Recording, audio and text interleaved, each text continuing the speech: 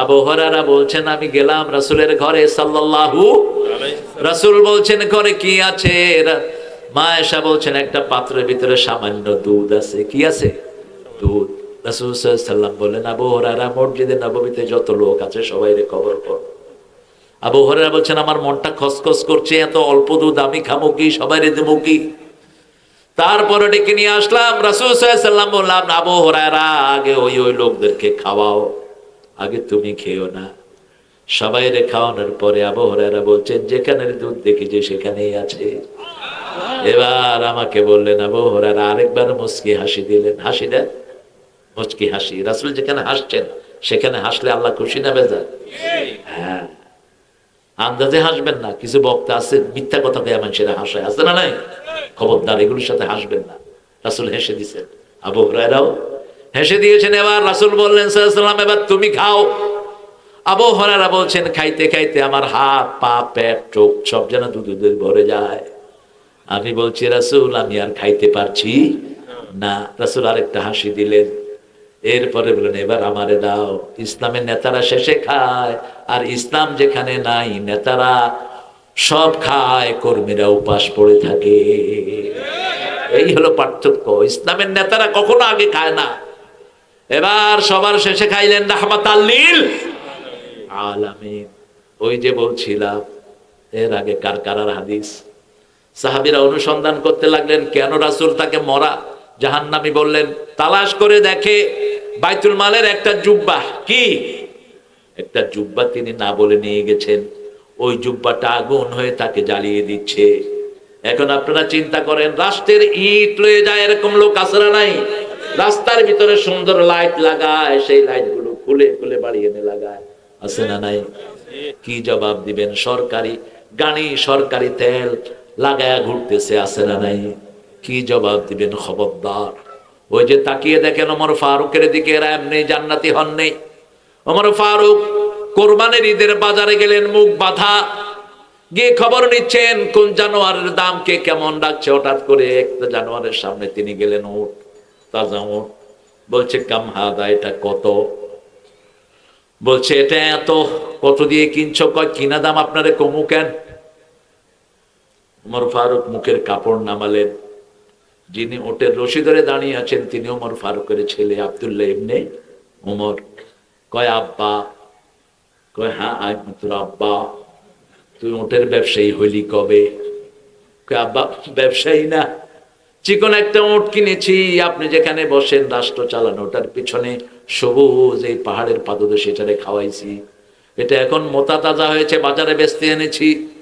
বলছে যত দিয়ে কিনেছ সেই টাকাটা নিয়ে ঘরে ফিরবি, বাকি টাকাটা রাষ্ট্রের ওই বাইতুল মালের ভিতরে জমা দিয়ে দিবি, কারণ ওই মাঠের মালিক আমি নই, মাঠের মালিক জনগণ। এরা এমনি জান্নাতুল ফেরদাউসের খবর দুনিয়াতে বসে পায়নি। আল্লাহ আমাদেরকে বুঝার তৌফিক দান করেন।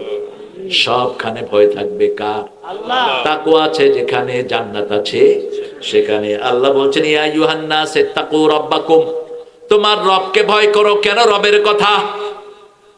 রব ছাড়া কবরে যাওয়ার কোনো উপায়? রব আছে তো জান্নাত আছে, রব নাই জান্নাত নাই। কবরের প্রথম প্রশ্ন কি?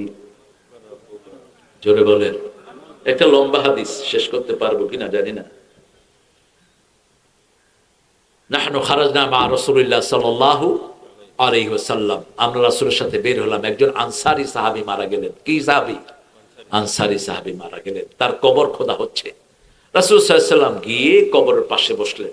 রাহমাতাল লিল, হাতে একটা লাঠি, হাতে একটা কি লাঠি দিয়ে রাসূল আঁকছেন, মাটিতে আঁকছেন আর বলছেন এই সাহাবীরা শুনো, এই কবরের থেকে প্রতিদিন আল্লাহর কাছে 2 থেকে 3 বার আশ্রয় চাইবা। রাসূল সাল্লাল্লাহু আলাইহি ওয়াসাল্লাম একটা দোয়া সাহাবায়ে কেরামকে শিখিয়েছেন।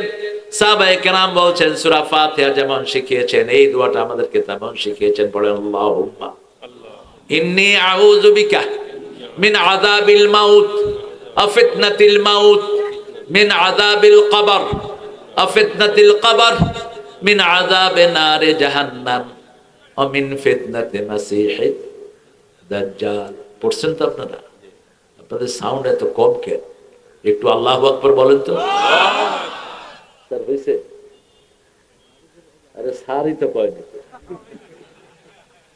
স্যার না করলে আমরা পাই, দেন স্যার সহ বলবে আল্লাহু আকবার। এই তো দেখছি স্যার বলছে, এখানে আওয়াজ হয়েছে, আলহামদুলিল্লাহ।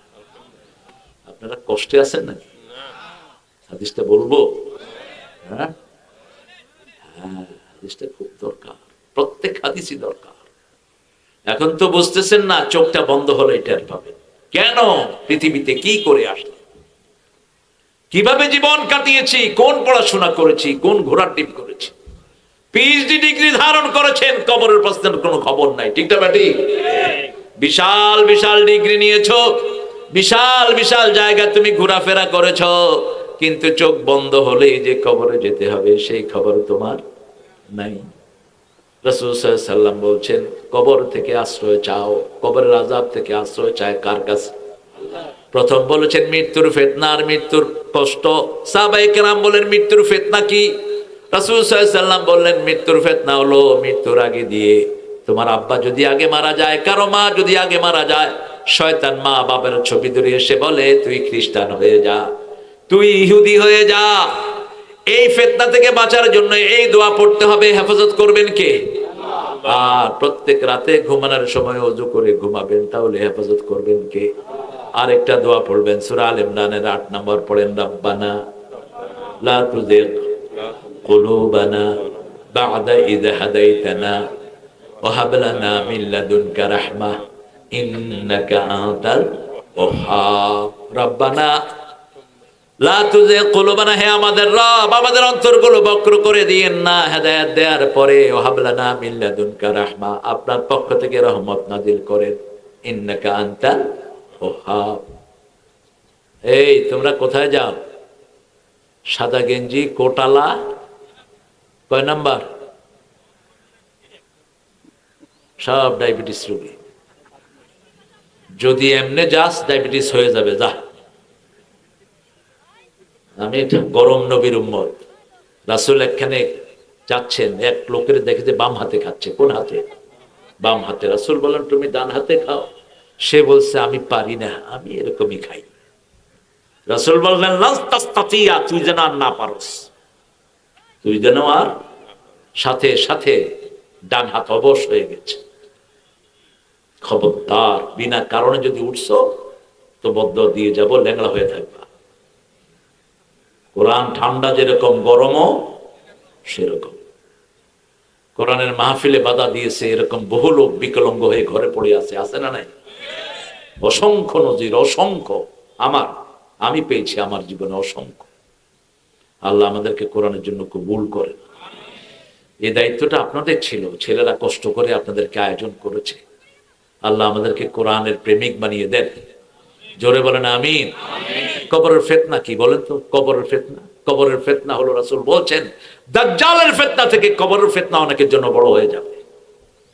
আবার 4 জনের জন্য কবরের সব প্রশ্ন মাপ। কয়জন? 4 জন। প্রথম, রাতের বেলায় যারা সূরা মুলক পড়তে পারবেন তো? কোন সূরা? তাবারাকাল্লাযী বিয়াদিহিল মুলকু ওয়া আলা কুল্লি শাইইন। সূরা মুলক পড়লেন, আবার বললেন সর্বময় ক্ষমতার অধিকারী জনগণ। তাহলে দুনিয়াও শেষ, আখিরাতও শেষ। এখানে আল্লাহ শেখাচ্ছেন সকল ক্ষমতার অধিকারীকে। কে অধিকারী? তাবারাকাল্লাযী বিয়াদিহিল মুলক। আবার বরকতের মালিক কি বলেন তো?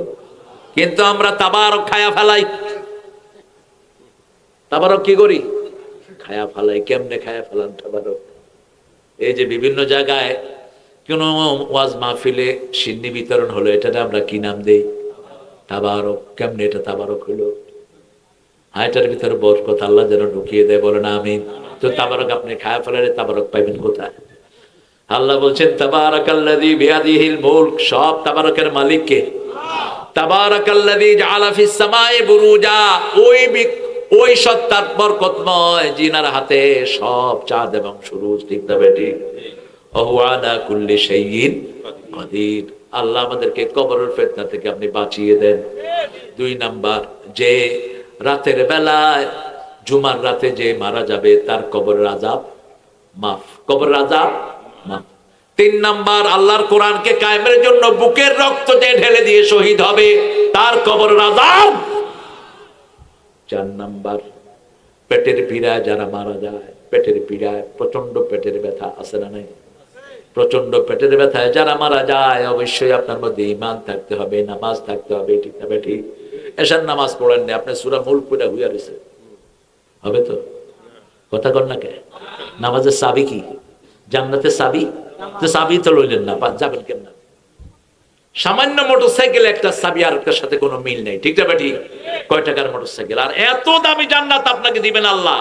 রাসূলকে জিজ্ঞেস করা হলো জান্নাতের দাম কত, বলছে জান্নাতের লাঠি রাখার দাম সারা দুনিয়ার সব বিক্রি করলেও হবে না।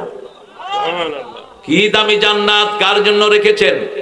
মুমিনদের জন্য রেখেছেন। রাসূল সাল্লাল্লাহু আলাইহি ওয়াসাল্লাম তারপরে বলেন, এই যে কোথায়, ওই যে কবরের পাশে বসা, কোথায় মনে আছে তো? কে জানি মারা গেছে,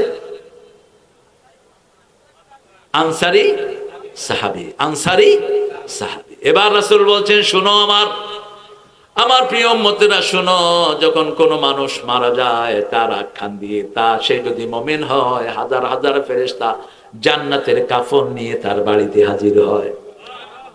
মাদ্দা বাসারহি, তার চোখের সীমানায় ওই সুন্দর ফেরেশতারা সুন্দর পাগড়ি পরে বসে থাকে। যখন মৃতপথের যাত্রী তাদেরকে দেখে তার মনটা খুশি হয়ে যায়, মুচকি মুচকি হাসতে থাকে। অতঃপর আস্তে আস্তে আসে মালাকাল মউত। মালাকাল মউত এসে বলে, ইয়া আইয়ুহা